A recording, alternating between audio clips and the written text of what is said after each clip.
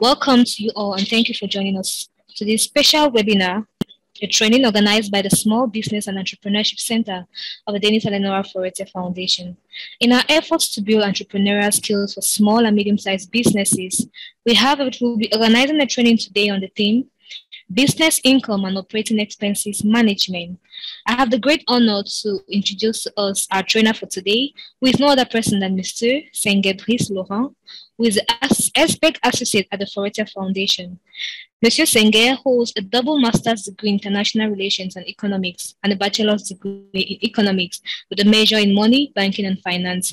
Monsieur Sengue Brice is equally an expert in regional integration and management of community institutions in small and medium-sized enterprises financing in public policy for sustainable development in Cameroon and the world at large. Monsieur Sengue Brice, good afternoon and thank you for joining us. And I'll be handing this session over to you to conduct today's training. Over to you, Brice.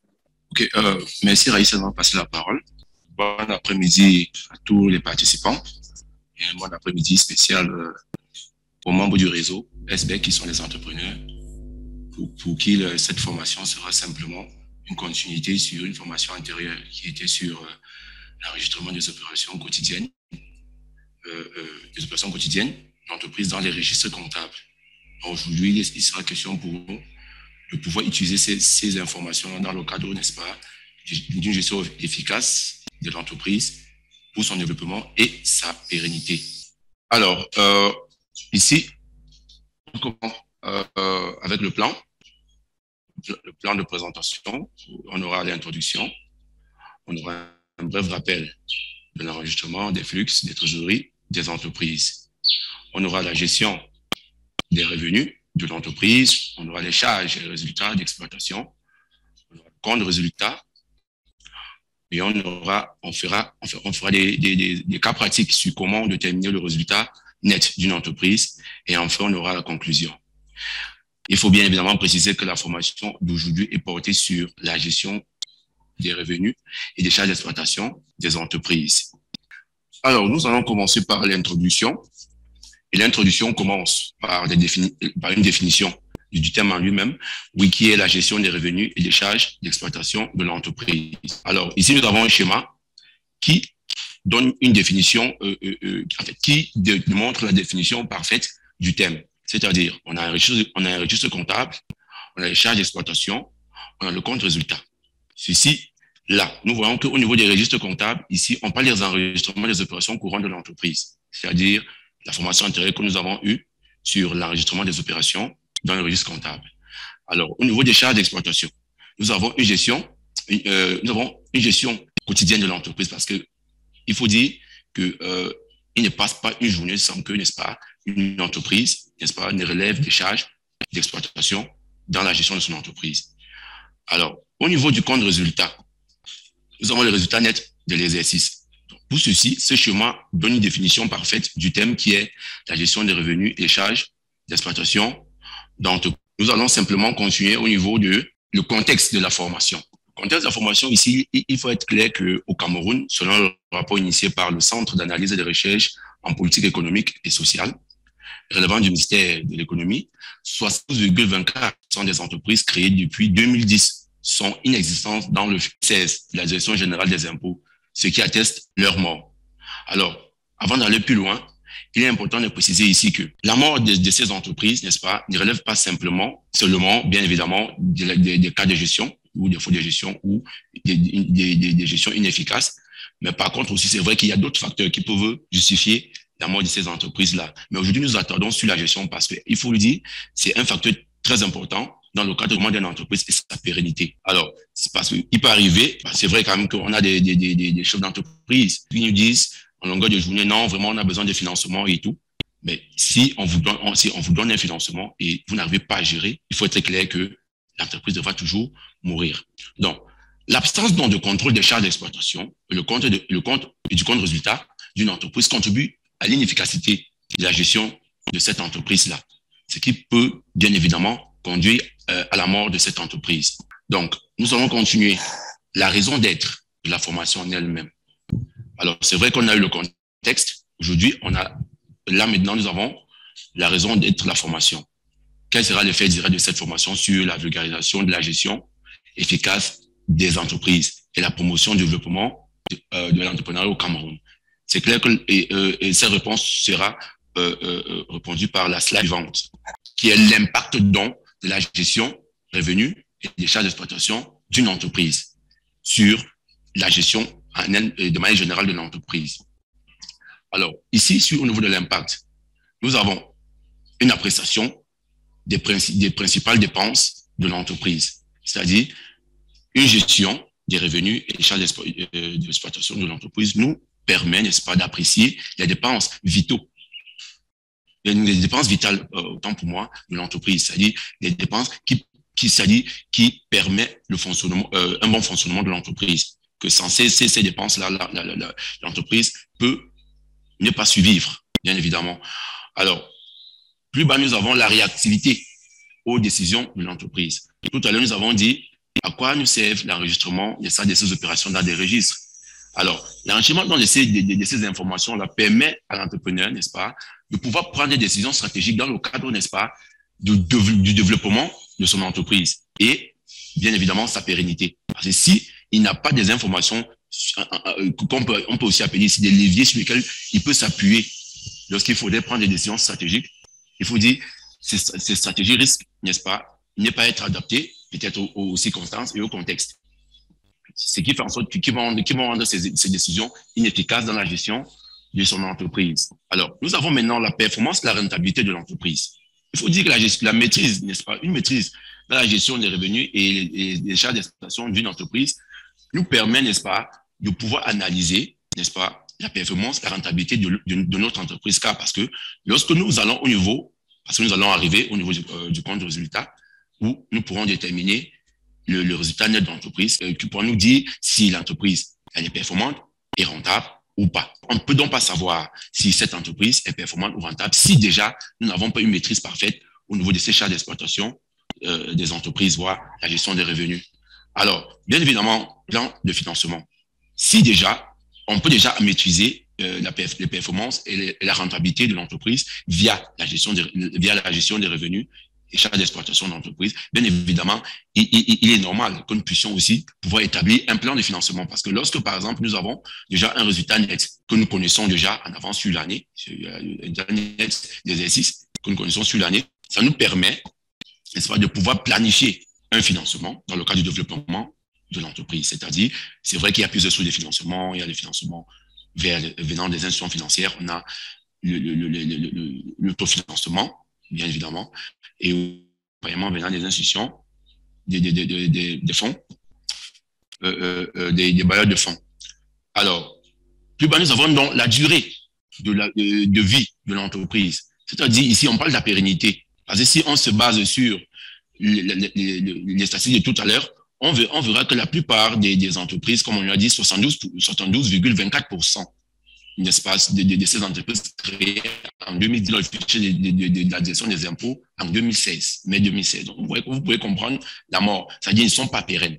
Alors, une bonne maîtrise dans la gestion des revenus et des charges d'exploitation vous permet, n'est-ce pas, de prévoir une pérennité de votre entreprise. Nous avançons vers le bref rappel sur l'enregistrement de la trésorerie de l'entreprise. Ici, on a une illustration de l'enregistrement, c'est-à-dire là, on parle ici, il y a une démonstration sur comment répartir son registre. C'est vrai que on a plusieurs composantes que nous allons voir tout à l'heure, mais voilà comment nous répartissons. Nous avons la date, nous avons les descriptions, nous avons les références, nous avons les quantités, et nous avons le prix unitaire et on a aussi le total. Alors, c'est comme ça qu'on répartit, n'est-ce pas, un registre comptable d'entreprise. Alors, nous allons aller vers les composants d'un registre comptable parce qu'il faut le dire, il y a plusieurs composantes. Comme composant d'un registre comptable, nous avons le livre des achats, oui. Nous avons le livre des ventes, nous avons le livre des caisses, nous avons le livre des débiteurs et des fournisseurs, nous avons le livre des dépenses, nous avons l'inventaire des stocks. Ici, nous pouvons observer que avoir un registre d'entreprise ou un registre comptable d'entreprise, ce n'est pas simplement un registre, ça peut être 6 registres différents, ou alors ça peut être un seul registre dans lequel vous répartissez simplement les différents livres à l'intérieur. et ce qui contribue bien évidemment à l'enrichissement des opérations quotidiennes, n'est-ce pas, des opérations de l'entreprise. Alors, ici, nous rentrons directement dans la gestion des revenus de l'entreprise. Le principe de gestion des revenus d'entreprise. C'est-à-dire, ici, il est question pour nous, n'est-ce pas, d'entrepreneurs, comment gérer les flux de trésorerie, c'est-à-dire les ressources que l'entreprise génère. Alors ici, on a énuméré 5 principes. Le principe ici de séparation des comptes professionnels et personnels. C'est-à-dire, ici, il est question pour nous de faire comprendre aux entrepreneurs que il est important de séparer les comptes professionnels de comptes personnels, car ça évite, n'est-ce pas, de transférer les tensions, n'est-ce pas, de trésorerie personnelle vers l'entreprise. Parce qu'on peut se rendre compte que, bon, par exemple, si on a un compte, on n'a pas distingué ces comptes. Et par exemple, il y a des problèmes, par exemple, d'ordre personnel. L'entrepreneur peut être tenté d'aller puiser dans les ressources de l'entreprise qui peuvent ne pas être, par exemple, les bénéfices, mais qui peuvent être plutôt le fonds de roulement, c'est-à-dire les ressources stratégiques qui permettent, n'est-ce pas, de maintenir l'entreprise à flot. Et alors, puiser dans ces fonds-là et contribue déjà à tuer cette entreprise-là. Donc, d'où la séparation des comptes professionnels et personnels dans la gestion des revenus de l'entreprise est très importante. Nous avons donc, plus bas, nous avons le suivi des entrées et sorties de l'entreprise. Bien évidemment, on a parlé des enregistrements dans le livre comptable. C'est vrai que lorsque, par exemple, les entrepreneurs vont vers des institutions financières, dans le cadre, par exemple, peut-être de la quête d'un financement, et on leur demande une traçabilité de leur entrée et sortie. C'est vrai, on peut présenter le registre, mais généralement, le registre ne garantit pas, ne fait pas trop foi devant le chargé clientèle, ici dans le cadre d'une microfinance ou peut-être devant le gestionnaire de crédit dans le cadre d'une banque. Ça ne fait vraiment pas foi. Par contre, si les flux, le suivi des flux se fait au niveau du compte de l'entreprise, c'est-à-dire si l'entreprise est formalisée et qu'elle a un compte, bancaire, là, l'entrepreneur devra simplement aller tirer, n'est-ce pas, son relevé ou son historique qui atteste, n'est-ce pas, les flux dans le compte de l'entreprise. Là, ça fait foi et de manière objective devant soit le chargé de clientèle, soit le gestionnaire de compte dans le cadre de l'obtention d'un crédit. Alors, bien évidemment, la gestion des revenus de l'entreprise, le troisième principe plutôt, ici, est l'anticipation des dépenses futures. C'est vrai, on parlait tout à l'heure des entreprises qui peuvent ne pas avoir de compte bancaire. Bon, alors, maintenant, il peut arriver dans une situation où nous avons une entreprise qui n'a pas de compte bancaire, mais aujourd'hui qui dispose des revenus, peut-être d'achat des matières premières qui ne pourront qu'être disponibles peut-être voir le mois prochain ou dans 2 mois, voire même dans 1 an. Qu'est-ce qu'il fait? Il se rend compte que bon, s'il garde cet argent, il peut utiliser cet argent à autre fin. Par contre, une possibilité, c'est-à-dire une occasion d'affaires, comme on peut dire, lui permet de pouvoir acheter, anticiper sur l'achat de ces matières premières-là aujourd'hui, vu qu'il dispose de ces ressources-là. Bah, il achète ces ressources-là et ça le protège, n'est-ce pas, des risques qui peuvent surgir du fait qu'il décide d'utiliser ces ressources-là à d'autres fins. Alors, on a maintenant l'épargne pour les investissements futurs. Alors, une bonne gestion des revenus des entreprises aussi se caractérise par l'épargne pour les investissements futurs. Ça, ici, c'est pour ceux qui disposent déjà de comptes d'entreprise. Là, il peut dire, OK, d'accord, vu que je peux simplement acheter ces matières premières-là, disons dans 1 an, bon, j'ouvre juste un compte bloqué là et puis je mets cet argent-là et puis j'attends l'année prochaine et puis j'achète ces matières-là. Et plus sécurisant. Donc, vous voyez ici, on parle d'épargne. Une bonne gestion des revenus de l'entreprise s'assimile aussi à une épargne pour l'investissement futur. Bien évidemment, on a le matelas de sécurité pour l'entreprise. Parce qu'il faut savoir, on a plusieurs risques en entreprise, c'est-à-dire le risque d'exploitation, le risque de trésorerie, le risque de gestion, tout, qui peut contribuer, n'est-ce pas, à la fermeture d'une entreprise. Donc, avoir alors une bonne gestion des ressources de l'entreprise permet, n'est-ce pas, de pouvoir anticiper sur ces risques-là, c'est-à-dire permet de pouvoir, n'est-ce pas, soit mettre de fonds, soit mettre une sorte de matelas pour pouvoir amortir les chocs ou des risques qui pourront surgir dans le cadre de la gestion de l'entreprise. Alors, nous allons continuer. Ici, nous avons les différentes charges d'exploitation en comptabilité. Là, nous avons les différentes charges d'exploitation en comptabilité. Nous avons les charges externes, nous avons les achats, nous avons les charges sociales, nous avons les salaires, nous avons les dotations aux amortissements. Il faut préciser ici que les dotations aux amortissements sont simplement la dégradation, n'est-ce pas, des facteurs de position fixes de l'entreprise. C'est-à-dire, au fur et à mesure que le temps passe, les facteurs se dégradent. C'est ce qu'on appelle généralement les dotations aux amortissements. Alors, nous avons ici un tableau récapitulatif classique des charges d'exploitation. C'est-à-dire, là, nous avons les achats de toutes les formes, tous les différents types d'achats que nous avons ici. Nous avons les achats achats de stock, matières premières, les achats qui y figurent, qui sont considérés, c'est-à-dire tous les achats, n'est-ce pas, sont considérés dans le cadre, n'est-ce pas, de la production du produit, ou bien dans le cadre, n'est-ce pas, de la gestion de l'entreprise, sont considérés comme des achats. Nous avons là, bien évidemment, les achats de marchandises, les frais d'accessoires sur les achats, les rabais, remises et ristournes obtenus sur les achats, les frais d'accessoires sur les achats, etc. Alors, nous avançons. Comme charge externe, nous avons les charges de location, les frais de formation, les paiements des tâcherons, les salaires des travailleurs saisonniers, les salaires des travailleurs temporaires, le transport de marchandises, la distribution, bien évidemment, de marchandises. Nous avons aussi les frais de télécommunications, nous avons les services bancaires, hors frais financiers, bien évidemment, que nous allons voir plus bas. Nous avons aussi les charges sociales, les cotisations sociales pour les travailleurs, pas pour les travailleurs, bien évidemment, saisonniers ou les salariés temporaires, mais ceux-ci, c'est pour les travailleurs, bien évidemment, permanents. Ici, il faut aussi dire que, bien évidemment, les charges et les cotisations sociales peuvent aussi être faites pour le propriétaire de l'entreprise. Alors, nous avons donc aussi plus bas les salaires des employés et du promoteur de l'entreprise. On verra ça plus bas.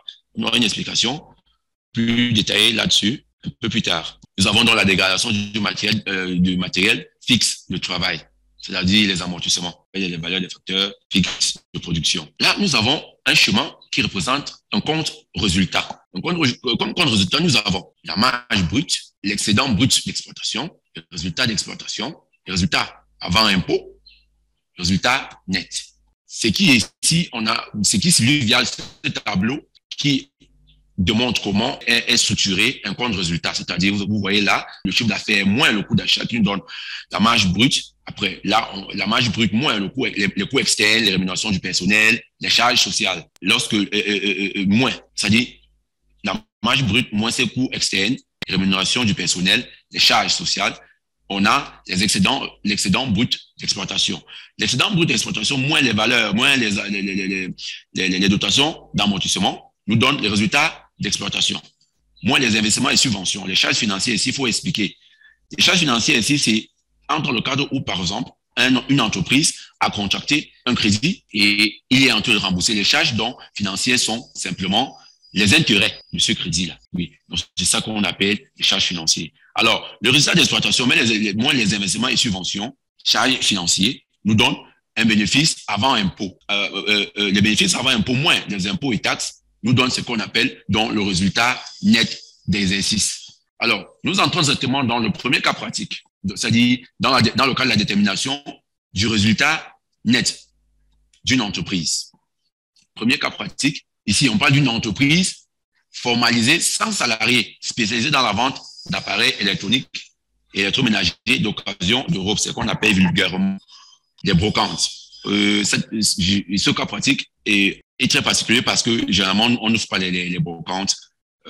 C'est vrai, il est difficile d'ouvrir dans le quartier. La plupart des brocantes sont toujours dans les zones, sont sur la voie publique, comme on dit souvent. Donc du coup, ils ont plus intérêt à être formalisés qu'à n'y parler par rapport. On sait très bien que ils seront rappelés alors dans le cadre de leur formalisation chaque fois par les agents communaux. Oui.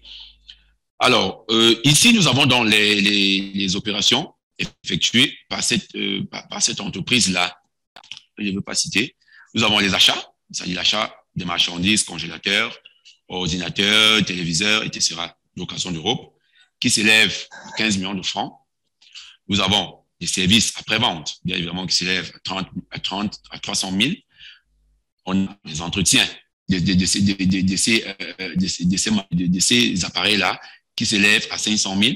Nous avons les factures d'électricité qui s'élèvent à 250 000. Nous avons les amortissements du véhicule de transport. Parce que ici, il faut préciser ici que le véhicule de transport, moi, je l'ai pris comme le facteur de production fixe. Voilà pourquoi j'ai décidé de considérer le véhicule de transport, n'est-ce pas, comme un facteur de production fixe de l'entreprise. Du coup, on pourra avoir donc des dotations aux amortissements.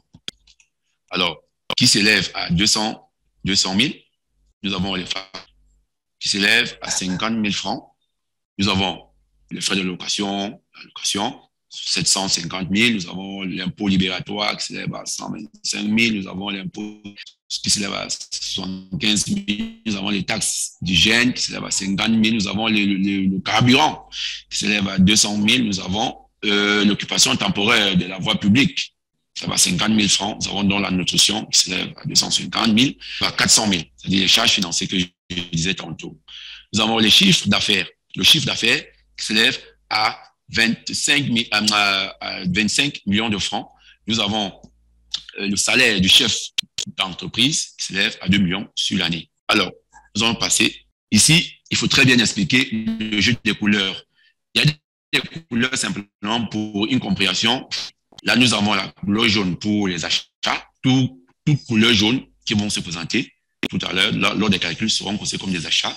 On a la couleur verte, qui sont les charges externes. On a la couleur bleue, qui est le chiffre d'affaires. On a la couleur marron, qui est la perte, c'est-à-dire la dotation aux amortissements, la perte des valeurs du capital fixe. On a l'orange, l'impôt et les taxes.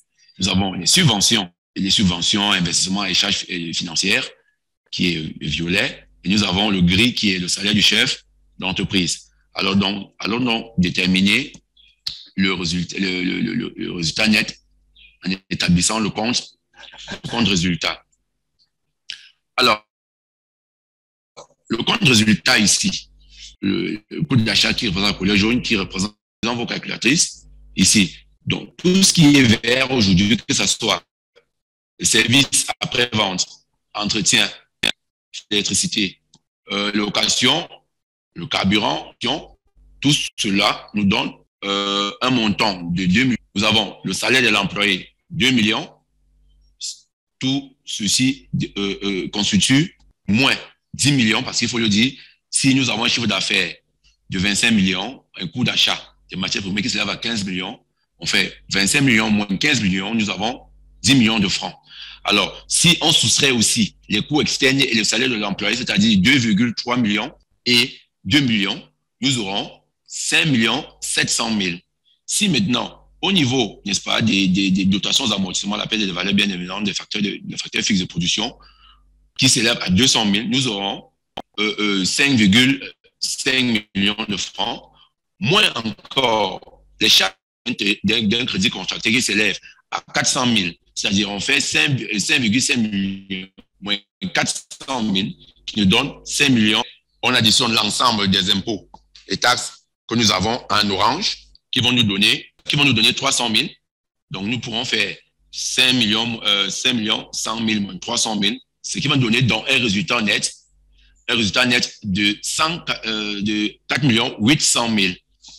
Alors, ici, dans ce cas-là, lorsque nous avons déjà un résultat net positif, d'abord, ça veut dire qu'en principe, l'entreprise déjà est en bonne santé. C'est vrai qu'avoir un résultat net positif n'est pas un indicateur sur lequel on peut s'appuyer seulement pour déterminer, n'est-ce pas, la performance de l'entreprise. Parce qu'il faut dire qu'en utilisant les mêmes ressources, il peut arriver que si, par exemple, on réajuste les coûts, on peut se retrouver avec un résultat net au-dessus de 4,8 millions et en utilisant les mêmes ressources. C'est-à-dire, on essaie simplement de réajuster vers, c'est-à-dire les dépenses et tout, pour pouvoir un résultat net plus conséquent par rapport à 4,8 millions. Donc, c'est vrai qu'aujourd'hui, nous avons un résultat positif de 4,8 millions de francs.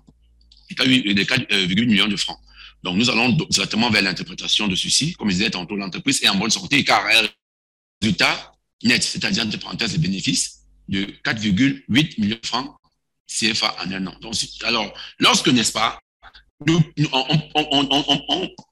parvient à déterminer ce résultat net, ça permet au chef d'entreprise, n'est-ce pas, de pouvoir, comme on disait tantôt, planifier, n'est-ce pas, mettre sur pied un plan de financement.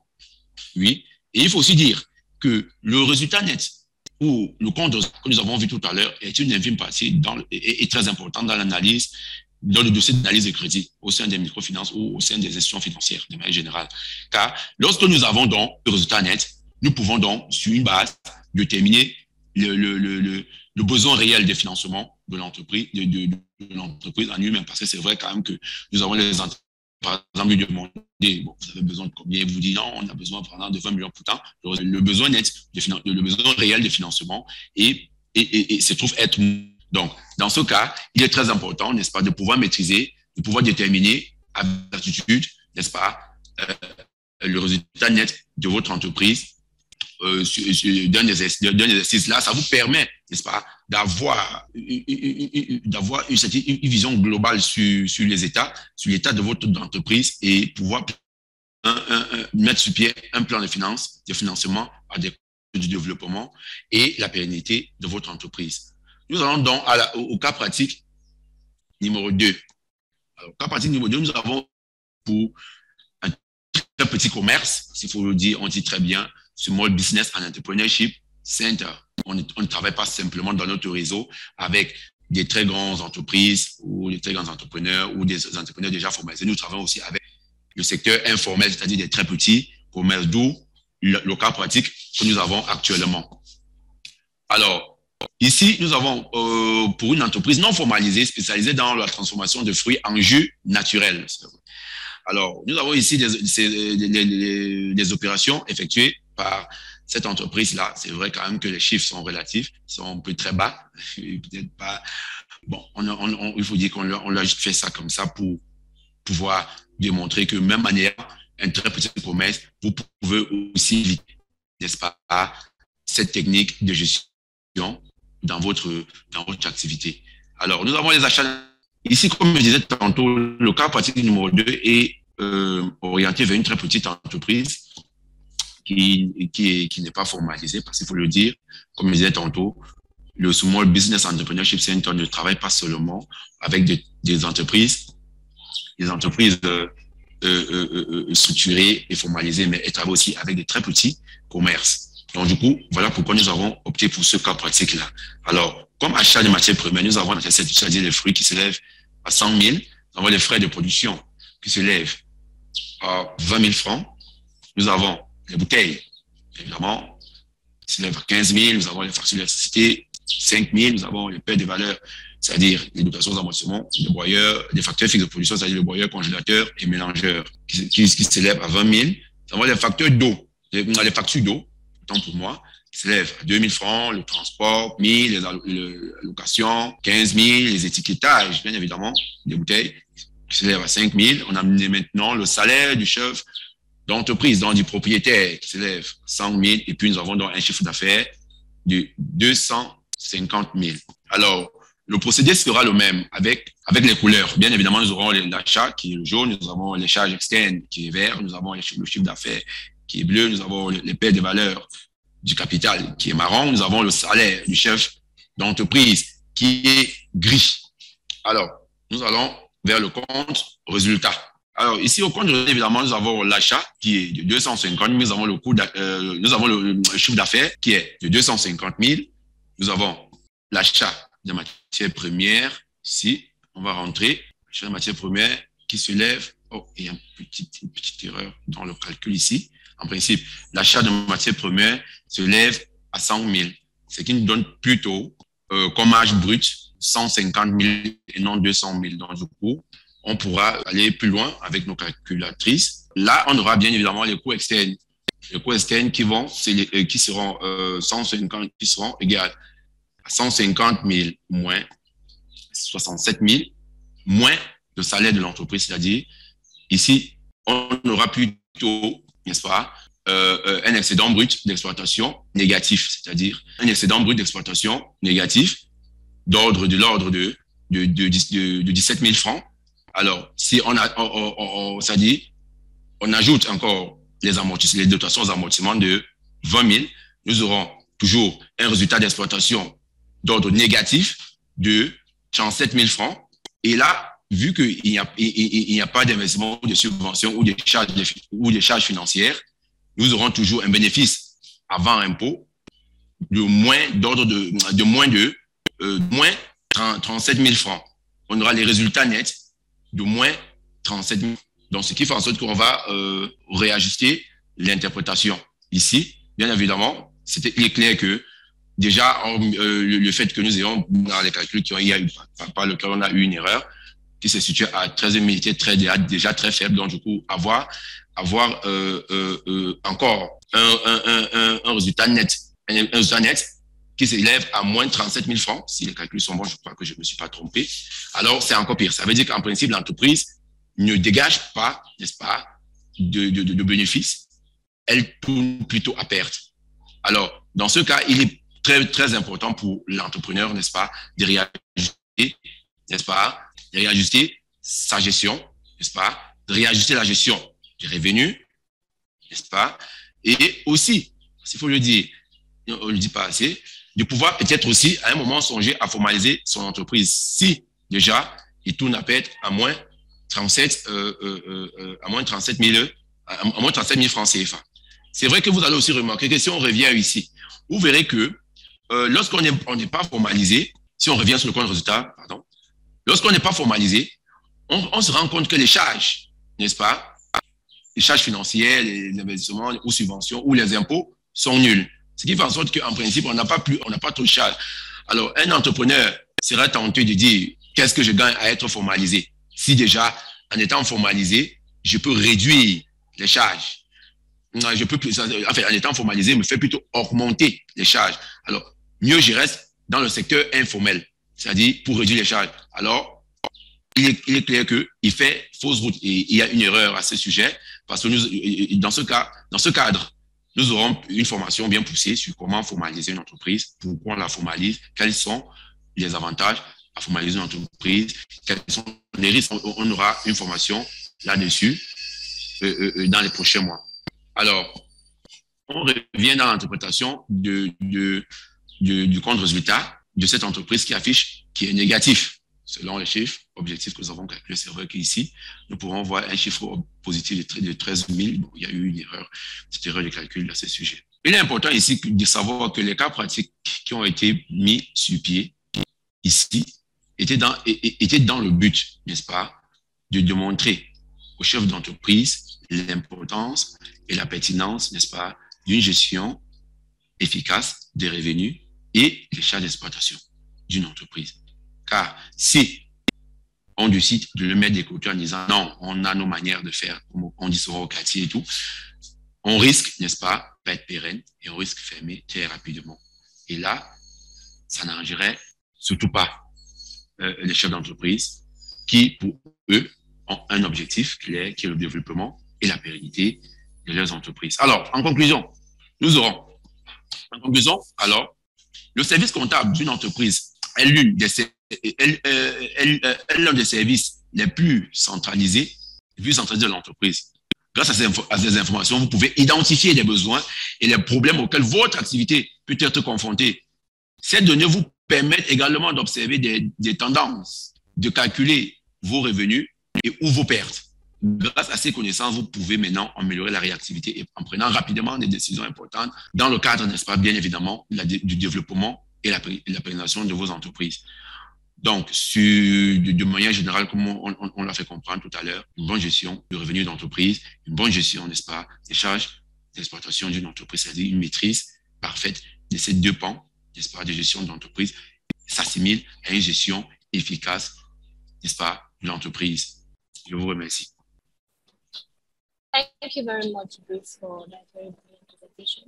And I think now we're going to move to the next session of today's training, which is going to be the question and answer session.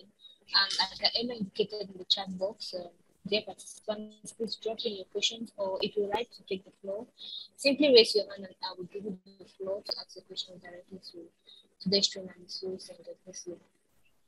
Yes, someone is asking if the PDF is going to be available. We will send the PDFs to all participants in English and French after the event. So please kindly drop in your questions in the chat box or you raise your hand if you have any questions. Merci, chers participants. Si vous avez des questions, s'il vous plaît, vous pouvez mettre vos questions dans la chat box ou levez votre main et on va vous passer la parole. Merci. Monsieur Brice, pour le moment, on n'a pas de questions. Meanwhile, I would like to, while waiting on your questions, I would like to inform us of an upcoming training which the Small Business and Entrepreneurship Center of the Denis Eleanor Ferreira Foundation will be organizing next July 22nd. And we would like to play a video for you to see some of the attributes of this training, upcoming training. It's a training on mushroom cultivation, and we invite you all to register for this training that costs just 20,000 francs. Trust me, it's a whole package which will be delivering to you, as well as giving the participants seeds for cultivation and various techniques on how to cultivate mushroom. So please just watch your screen and get all the information you need. You can equally find more information about this training on our website, the Denis and Lenora Ferreira Foundation. You can get the contact numbers, contact us directly. Okay, I see a hand up, Clémence, and I think she has a question. Clémence, je crois que vous avez une question. On va vous passer la parole pour poser votre question directement à M. Brice. Bonsoir. Bonsoir. Bonsoir, bonsoir. Bon, déjà, je voudrais remercier M. Senghor pour la formation. J'ai déjà posé la question. Donc, je voudrais savoir, une entreprise qui paye l'impôt libératoire et la taxe sur le loyer aux impôts, est-ce que c'est une entreprise formelle ou informelle? Madame, je ne sais pas si on m'écoute. Oui, je vous écoute. Très bien. Oui, en principe, vous ne pouvez pas payer l'impôt, c'est-à-dire l'impôt libératoire. Bon, vous ne pouvez que payer les taxes si vous êtes formalisé. C'est-à-dire, vous avez un registre commun, si vous êtes enregistré aux impôts. Donc, vous ne pouvez donc pas, si vous n'êtes pas enregistré, c'est-à-dire vous n'êtes pas formalisé, vous ne pouvez pas payer les impôts. C'est vrai, on peut s'attarder sur les petits impôts libératoires, je crois, ou les petits taxes que nous avons dans les marchés. Mais cela ne vous atteste pas, en fait, ne démontre pas que vous êtes formalisé. Parce qu'être formalisé, madame, c'est aller au niveau du centre de formalisation d'entreprise et pouvoir déclarer votre entreprise et vous donneront la suite, comment procéder pour être formalisé. Ok, mais le problème avec ce système, c'est quand on te formalise, on te met sous le régime de patente et à la fin, les charges, on ne peut vraiment pas supporter les charges de patente. Donc, c'est pourquoi au moment où on paie l'impôt libératoire, on contribue aussi. Quand vous dites que ça n'est pas formalisé, moi, je n'arrive pas à comprendre. Parce que généralement, madame, nous parlons dans le cadre, n'est-ce pas, de la migration, c'est-à-dire quand on parle de formalisation, du cadre informel au cadre formel.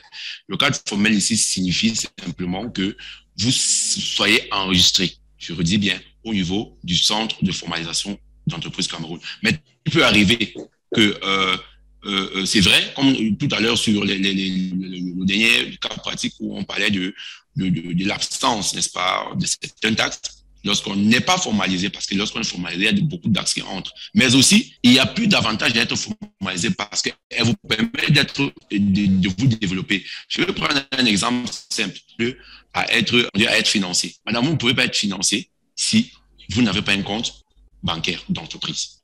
Et pour avoir un compte bancaire d'entreprise, il faudrait que vous soyez formalisé. Donc, même dans le cas des accompagnements, je vous dis, même dans le cas des programmes d'accompagnement, si vous n'êtes pas formalisé, vous n'êtes pas formalisé, comme je l'ai dit de manière claire, vous ne pouvez même pas bénéficier des accompagnements, que ce soit du gouvernement, que ce soit des bailleurs de fonds. D'où l'importance. On gagne plus à être formalisé qu'à ne pas l'être. C'est vrai qu'on peut dire, OK, bon, ça va, il y a beaucoup de taxes qui pourront s'ajouter, mais je redis, on gagne plus à être formalisé qu'à ne pas être formalisé. D'où l'insistance sur, n'est-ce pas, la migration du secteur informel au secteur formel. Ok, je vous remercie. Ok, Monsieur Brice, nous avons une autre question dans le chat box et Ben Belaouna aimerait savoir le résultat net rendit-il la performance des entreprises ou cela doit être interprété à la lumière du secteur? Non, en principe, de manière générale, le résultat net de l'entreprise d'abord démontre, comme je dis, la bonne santé de l'entreprise. Parce que si elle est négative, il faut savoir que vous avez un problème. Maintenant, si elle est positive, vous n'avez peut-être pas assez, bon, je vais dire, de manière générale, vous vivez bien, en fait, l'entreprise se porte bien, mais sauf que maintenant, généralement, on utilise simplement le résultat net. Certaines entreprises, certains entrepreneurs utilisent le résultat net qui est positif pour dormir sur leur laurier. Alors qu'ils peuvent, n'est-ce pas, accroître ce résultat net peut-être en réaffectant, c'est-à-dire en réajustant les charges, différentes charges, les charges d'exploitation ou les charges l'ensemble des charges d'exploitation, des charges externes, les concessions et tout, pour permettre, n'est-ce pas, d'améliorer le résultat net. Parce qu'il faut le dire, le résultat net ici est le bénéfice dégagé par l'entreprise. Donc, aucun entrepreneur ne peut cracher devant un bénéfice qui s'accroît. Ok, nous allons à présent passer la parole à Madame Elvira Foka. Vous pouvez poser votre question en direct, Madame Elvira. Allô? Oui, allô, Madame. Oui, Madame. Good evening. Oui, bonsoir, monsieur, bonsoir, madame. J'aimerais savoir quelle est la différence entre les différents types d'entreprises. Par exemple, nous avons les établissements, nous avons les salles, les sociétés anonymes et tout ça. Et maintenant, j'aimerais savoir, par exemple, si quelqu'un décide également d'ouvrir une entreprise, quels sont les avantages que la personne bénéficie de cette ouverture-là la première année? Quels sont les avantages de la première année? Et maintenant, pourquoi est-ce que quelqu'un, par exemple, devrait choisir un établissement au détriment d'une salle ou alors au détriment d'une société anonyme? Et est-ce que les procédures d'ouverture sont les mêmes? Genre, les procédures de légalisation sont les mêmes? D'accord. Je vais vous répondre, madame. Merci. Ici, au niveau les différences, la différence qui existe entre les différentes formes d'entreprise est très complexe. Et d'où nous aurons une formation, bien évidemment, à ce sujet. Mais je vais déjà vous faire comprendre qu'il y a plusieurs spécificités qui permettent une différenciation, n'est-ce pas, de différentes formes d'entreprise. Alors, chaque forme d'entreprise, a ses spécificités et ses avantages. Donc, ses difficultés et ses avantages, comme on peut le dire, qui sont très, très techniques qu'on pourra expliquer lors de la prochaine formation. Mais je vais déjà vous faire comprendre que la procédure, n'est-ce pas, de création de ces institutions diffère. Mais tous se font au niveau du centre de formation d'entreprise, au niveau de la création. Mais les éléments de création, c'est-à-dire par exemple le chiffre d'affaires, pour ne que citer ceux-là, diffèrent en fonction, n'est-ce pas, en fonction des qualités de l'entreprise. Alors, vous avez posé la question, quels sont donc les avantages qu'on bénéficie en ouvrant telle qualité, enfin, on va prendre comme ça, soit une salle, soit une entreprise personnelle ou d'autres. Ici, comme je dis tantôt, les avantages sont très techniques, comme je disais, et je ne saurais sur le moment vous donner des satisfactions par rapport à vos demandes, car nous avons bien évidemment une formation à ce sujet sur la formalisation des entreprises. Là, on pourra voir comment on formalise toutes les qualités d'entreprise. On pourra donner les spécificités de chaque entreprise, les avantages, qu'est-ce qu'on gagne à être, par exemple, une salle ou à être une SA et tout. Donc, du coup, c'est très technique et très complexe, mais nous espérons déjà mettre sur pied une formation par laquelle vous pourriez avoir une réponse objective à votre question. Ok, d'accord, monsieur, merci. Également, je ne sais pas, est-ce qu'il y a un certificat que vous allez mettre à notre disposition à la fin de chaque training ou alors comment est-ce qu'on va faire, par exemple, pour dire à quelqu'un qu'on a fait un training dans tel truc sans preuve? En fait, c'est ça que je voulais savoir. Bon, oui, madame, vous savez, la formation actuelle est simplement réservée aux entrepreneurs membres du réseau Small Business Entrepreneurship Center. Car ici, on a décidé de la rendre publique. C'était pour, n'est-ce pas, démontrer aux autres entrepreneurs qui rechignent à faire partie de notre réseau que nous produisons des formations. Donc, du coup, sur cette formation, de manière claire, il n'y aura pas bien évidemment des certificats, mais pour les formations comme par exemple en présentiel sur la culture de champignons, oui, il y aura bien évidemment un certificat de formation à ce sujet-là. Mais par contre, cette formation en ligne est simplement, n'est-ce pas, orientée vers les entrepreneurs membres de notre réseau. Donc, ici, si on a décidé, comme je l'ai dit tantôt, d'externaliser et la rendre gratuite, c'était pour démontrer aux autres entrepreneurs que chez nous, nous travaillons avec les entrepreneurs et nous les posons des techniques de gestion dans le cadre de développement de leurs entreprises. Et nous les suivons au quotidien parce que ce n'est pas seulement cette formation. Voilà pourquoi d'entrée, j'ai dit que cette formation est une continuité par rapport à une formation antérieure qui était d'abord dans l'enregistrement, n'est-ce pas, des opérations quotidiennes dans le registre comptable des entreprises membres de la Small Business and Entrepreneurship Center. D'accord, monsieur. Merci pour vos éclaircissements et merci pour la formation d'aujourd'hui. C'était très édifiant. Merci, Madame le directeur. Monsieur Jean-Blaise Bonga, vous avez la parole. Alors, oui. Alors, je voulais revenir sur la dame qui a posé la question sur le fait de payer l'impôt libératoire. Est-ce que ça fait cela une entreprise formelle, en fait? Je crois que c'était ça la question. En réalité, M. Sengue a apporté des éclaircissements dessus, mais je voudrais simplement préciser à la dame qu'en fait, lorsqu'on parle de formel, lorsqu'on parle d'une entreprise ou alors quelle que soit l'entité dont on parle, cela se passe par ce qu'on appelle la justification de l'existence légale. L'existence légale en matière d'entreprise, vous êtes légalisé, vous êtes formalisé parce que vous avez reçu ce qu'on appelle un acte de naissance. L'acte de naissance de votre entreprise qui se fait, comme le disait M. Sengue, au centre de formation de création d'entreprise.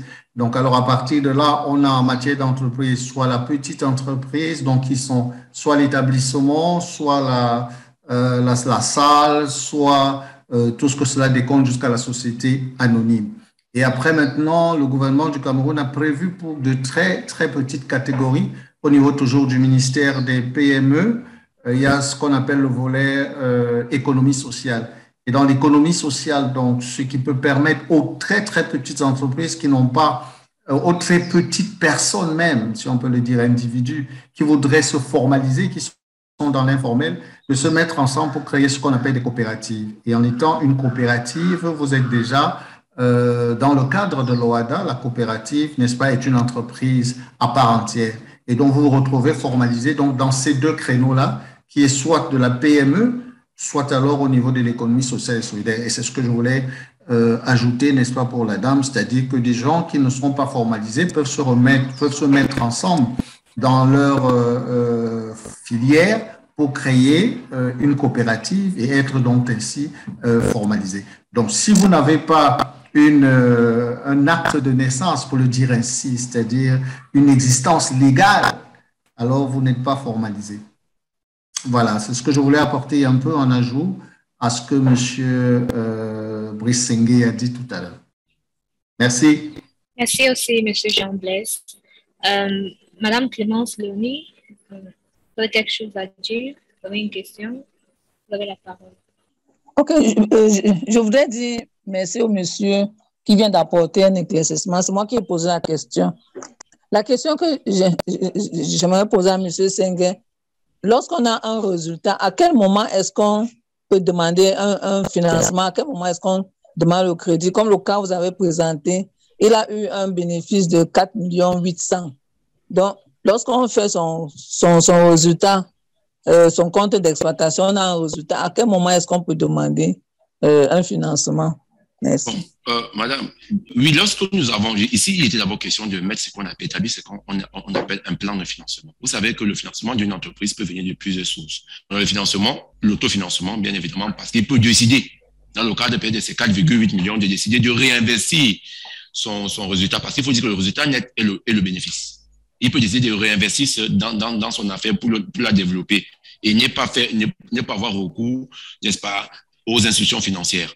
Alors, il peut décider de réinvestir, mais aussi de faire recours aux institutions financières. Maintenant, comme je disais tantôt, le compte de résultat fait partie d'une analyse financière, en fait, le dossier d'analyse, lorsqu'on va vers un chèque clientèle. Du coup, lorsqu'un chèque clientèle, par exemple, détermine ce compte de résultat qui est positif, qui est peut-être d'ordre de 4,8 millions, comme on parlait tout à l'heure, Là, il peut déterminer ce qu'on appelle une quotité. Ça veut dire qu'il dit, bon, s'il fallait que je donne un crédit, il faudrait que, par exemple, l'échéance de ce crédit-là n'excède pas, par exemple, sur un an, bien évidemment, l'échéance de ce crédit-là n'excède pas, par exemple, 3 millions. Par exemple, parce qu'il faut que vous ayez une marge, c'est-à-dire une marge de sécurité. Donc ici, simplement, c'est mieux que des calculs. Ça ne vous garantit pas l'obtention d'un crédit. Mais par contre, tout à l'heure, monsieur a parlé de la formalisation. Si dès que vous êtes formalisé et qu'on peut sait vos flux, c'est-à-dire vos flux de trésorerie au niveau de votre compte, n'est-ce pas?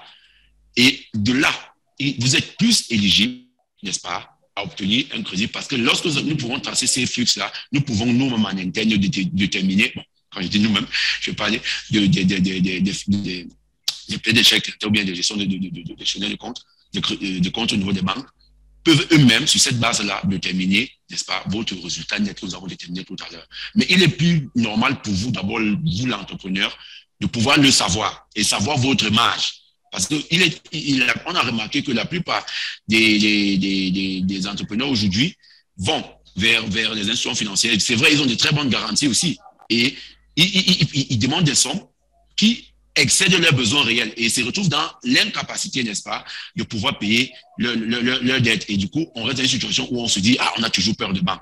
Pourtant, s'ils savaient déjà, ils pouvaient déjà déterminer leur résultat net, ils pouvaient déterminer leur capacité, n'est-ce pas, de solvabilité. Parce que lorsqu'on a le résultat net d'une entreprise, on peut déterminer notre taux de solvabilité, notre capacité de remboursement si nous contactons un crédit. Et en même temps, déterminer le montant, notre besoin de financement réel, peut-être sur 1 an ou peut-être sur 2 ans. Est-ce que vous me comprenez, madame? Non, je vous comprends. Bon, si je vais prendre par exemple mon cas. J'ai un dépôt de provenderie.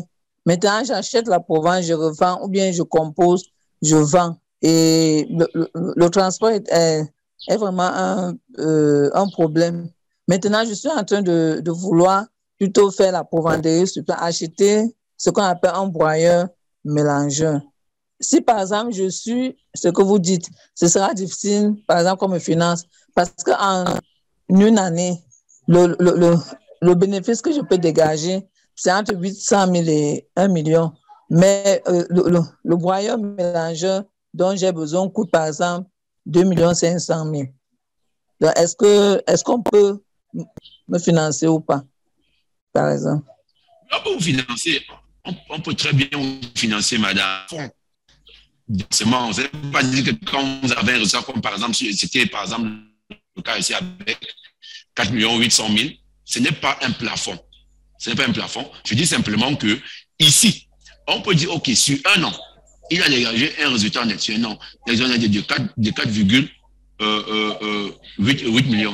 Lorsque là, on peut diviser ça en 12, c'est-à-dire on fait une répartition sur 12 mois, on détermine combien vous pouvez disposer en 1 mois. C'est-à-dire, et là maintenant, lorsque nous déterminons ce que vous pouvez disposer en 1 mois, on peut maintenant sur cette base déterminer le montant qu'on peut vous octroyer, auquel, c'est-à-dire, établir, n'est-ce pas, un échéancier qui n'excède pas, n'est-ce pas, le montant que vous pouvez disposer en 1 mois. Du coup, on peut, pas seulement sur 1 an, mais sur 2 ans, on peut vous donner 2 millions ou 3 millions ou selon votre convenance, tout en sachant que il faudrait que l'échéance qu'on vous donne n'excède pas, n'est-ce pas, la répartition du résultat net sur 12 mois. Là, ça vous permet, n'est-ce pas, de payer votre crédit et de ne pas ressentir parce que le but ici n'est pas, le but ici, c'est de vous permettre, vous les entrepreneurs, n'est-ce pas, de pouvoir contracter un financement et pouvoir payer ce financement-là au niveau des institutions financières sans toutefois ressentir, n'est-ce pas, la pression ou la charge du crédit. Donc, du coup, on ne veut donc pas vous brusquer, on préfère vous donner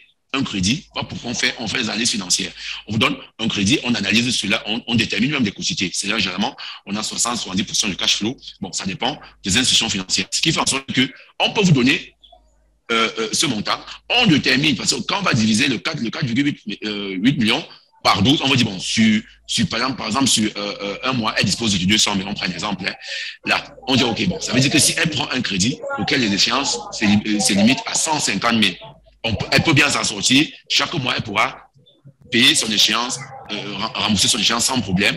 Et là, maintenant, on peut maintenant étendre. Ça veut dire que ce n'est pas seulement sur 1 an, sur 2 ou 3 ans, selon votre convenance. Là, maintenant, vous voyez que le montant ne sera pas seulement de 4,8 millions, ça peut être même 8 voire même 10. Vous comprenez ce que je dis, madame? Oui, je comprends, je comprends. OK. Merci beaucoup. Bon, c'est tout. OK, merci madame. OK. Monsieur Brice, on a une question de monsieur.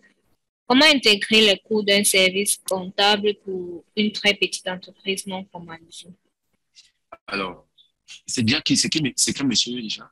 Alors, justement, on a eu une formation dans la gestion, l'enregistrement, n'est-ce pas, des opérations quotidiennes dans le registre comptable. Et je crois que nos membres, le membre c'est-à-dire les entrepreneurs du réseau, Small Business Entrepreneurship Center, ont eu une formation là-dessus, comment enregistrer cela. Et si, je crois que plus haut, on a parlé des composantes, n'est-ce pas, d'un registre comptable.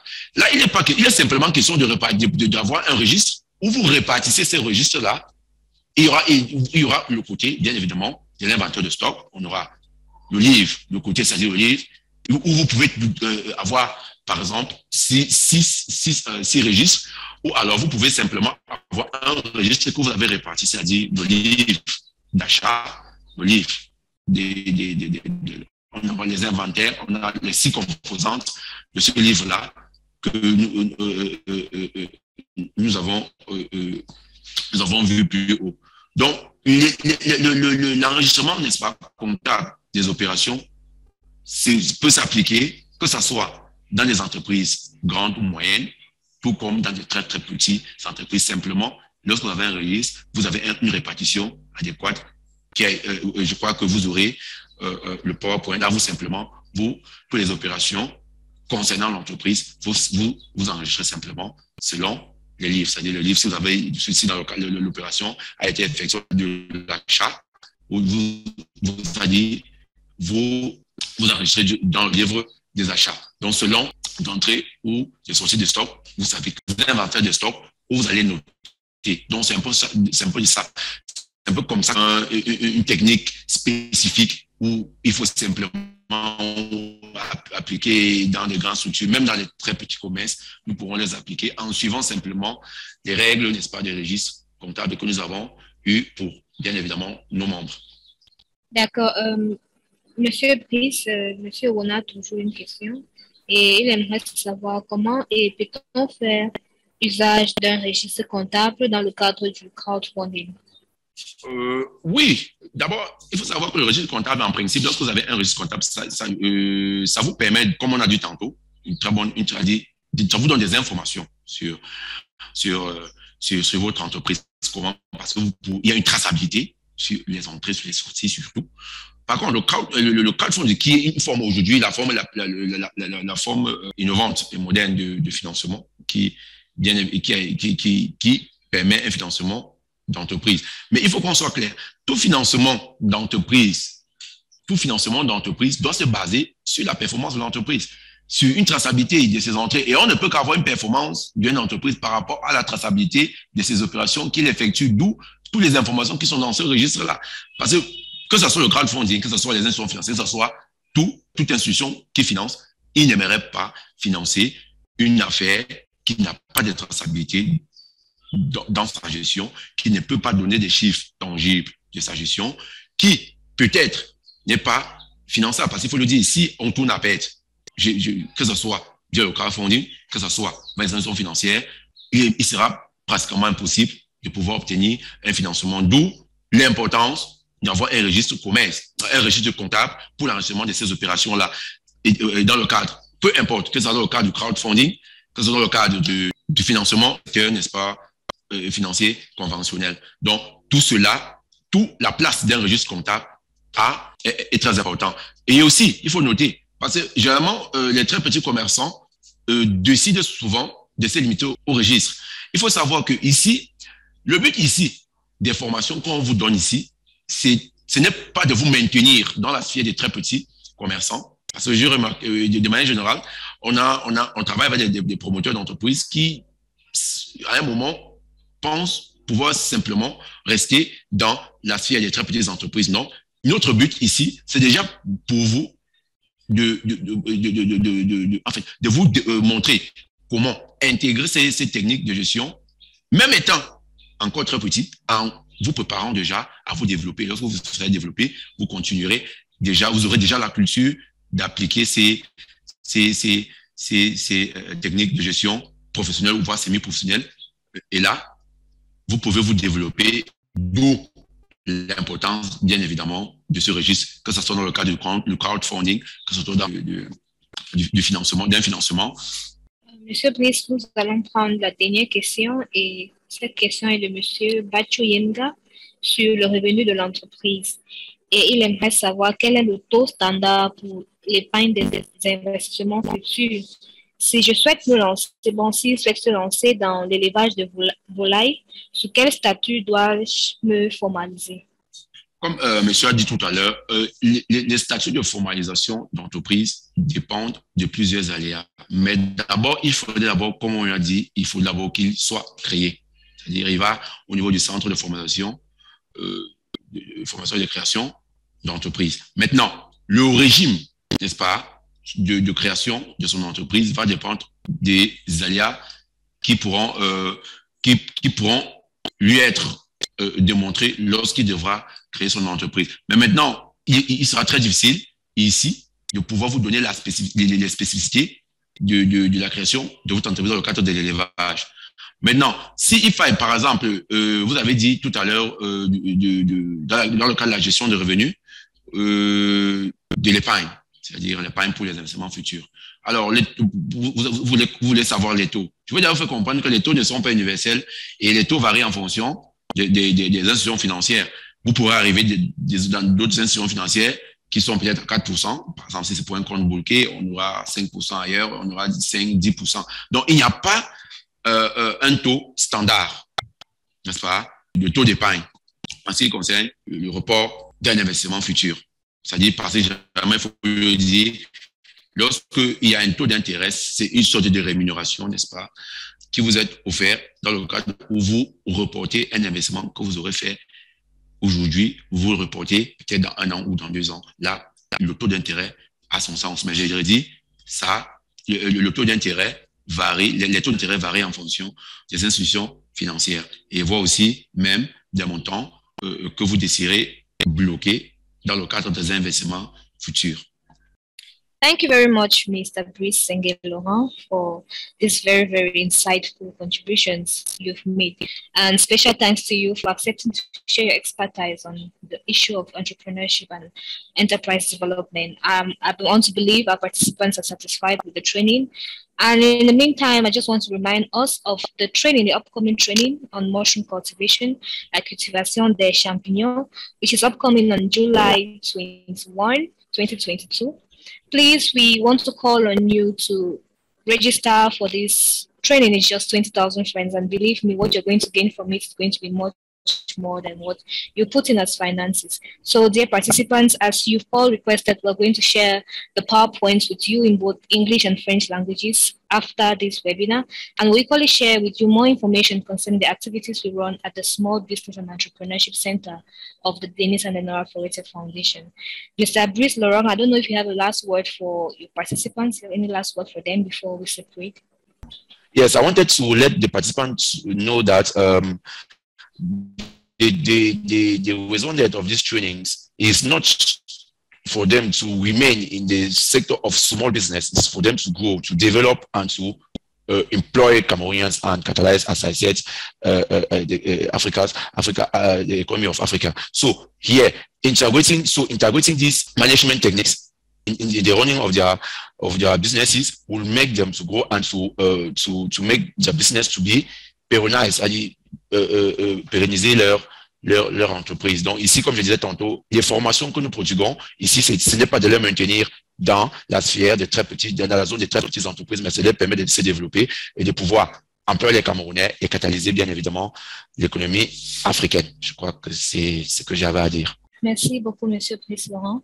On that note, we close today's training. Thank you all for joining us. We remain ready to always provide you with all the expertise and knowledge you need to develop your businesses and grow them from small to medium and even big size enterprises, like our trainer has said today. We look forward to having you at other trainings or organized by the SBEC Center, and we hope we can all meet again at the mushroom training, where we'll be having much more packages to provide to you on that day. I see somebody's hand is up at the end. I don't know if the person has a contribution or a question. Mr. Bruce, if you permit, we can give the person the floor to speak before we close the event, if you don't mind. Yes, good evening. Yes, I wish to thank you people for this wonderful initiative. I'm sorry that I came a bit late into the meeting, and it is a very, very important initiative and a topic that you are treating here. And I just requested that I should be shared the PowerPoint presentation and all the other documentation so that I can use it to really get into the details of the training. And to say that I like the concluding statement of Mr. Nsenge Brice, who is saying that these techniques are not given to us to go put them in our boxes or to create companies that are like kind of sole proprietorship or one person, but that we should try to push and to give a powerful employment platform for most of our Cameroonians, which is the drive that we are supposed to be. I am a fan for made in Cameroon marks. Anytime I see something that is made in Cameroon, no matter how beautiful or quality the other imported product is, I go first for my Cameroon product. I consume it and I criticize it so that we can do better. And I think that with such trainings, it's going to give us the knowledge that we require in order to face the negative balance of payment that we're having and the exit of funds, and that is the trauma that we're having as a result of huge and massive importation. So please be encouraged and know that if you didn't have the encouraging words from the beginning, or you didn't have massive attendance, it's a laudable project that you should never relent your efforts to come again on and bring such favorable products and services that are going to enable the Cameroonian youth to move forward. It is true that maybe some people were not on the program because of the low connection, because our connection to Cameroon is not the best. But we pray that if the write-ups can be shared, and then maybe we try to organize it again with maybe on other topics that can make payers or persons who want to get into business facilitate their operations, is going to be a wonderful thing. Thank you so much, Linwa. Thank you so much, Laurent Brice. And thank you people so much for this initiative. We are on. I have told my secretary, please do everything that by 3 o'clock I should not miss this program.